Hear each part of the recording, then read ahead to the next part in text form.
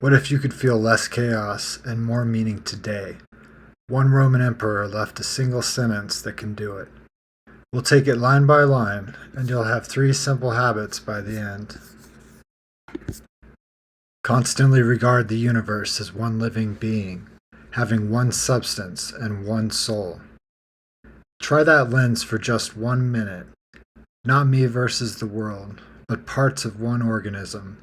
In a body, hands don't resent the feet. Different roles, one life. When you adopt this frame, compassion stops being a moral stunt and becomes practical anatomy.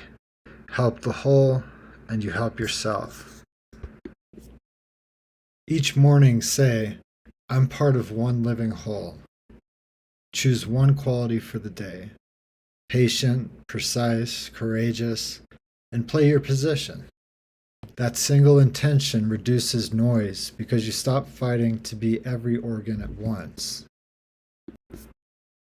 And observe how all things have reference to one perception, the perception of this one living being. Marcus imagines a cosmos with one overarching awareness. Up close, events look disconnected. Zoom out, and they inform a larger perception. So when something jars you, ask, what would the whole need from me right now? Before replying to a sharp message, picture the other person as another organ. What response helps the whole body function better tomorrow? Truthful and workable? That's cooperation, not surrender. And how all things act with one movement. There's a current already flowing. You can thrash against it or learn to move with it. Cooperation with reality isn't passivity. It's efficient strength. Ask yourself, what action aligns with the larger motion here? When overwhelmed, pick one useful move that fits the situation's one movement. Clarify the next step. Make the call. Write the draft.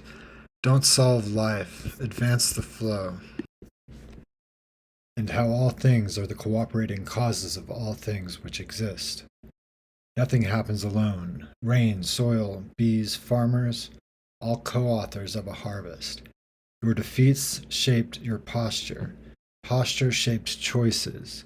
Choices touch someone else's day. This lens softens blame and increases responsibility. When you're stressed, touch thumb to index finger and say, cooperating causes. Then do one small helpful action. You're not the whole web, but you're always weaving. Observe, too, the continuous spinning of the thread and the contexture of the web.